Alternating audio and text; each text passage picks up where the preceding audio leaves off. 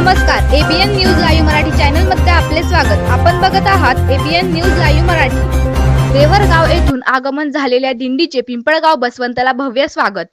नाशिक जिल्ह्यातील पिंपळगाव बसवंत येथे दिनांक 10 जानेवारी 2026 रोजी हरिकृष्ण बाबा महाराज यांचे शिष्य सुजित महाराज यांच्या नेतृत्वाखाली देवरगाव येथून आगमन झालेल्या तसेच त्र्यंबकेश्वर येथे निवृत्ती महाराजांच्या दर्शनासाठी जाणाऱ्या निवृत्ती महाराज पालखी व दिंडीचे पिंपळगाव बसवंत निफाड फाटा येथे भव्य स्वागत करण्यात आले। हे स्वागत पिंपळगाव बसवंत नगर परिषदेचे नगराध्यक्ष मनोज बर्डे, सतीश मोरे, बापूसाहेब पाटील, प्रशांत घोडके, बाळासाहेब ढोकळे, सुहास शिंदे, किरण संधान, अशोकराव गांगुर्डे, निलेश पाटील व नगरसेवकांच्या आणि धर्मजागरण समितीच्या वतीने करण्यात आले।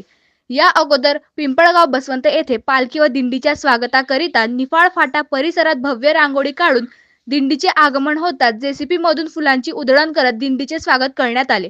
महिला वर्गाने व भाविक भक्तांनी सुद्धा निवृत्ती महाराजांच्या प्रतिमेचे दर्शन घेतले।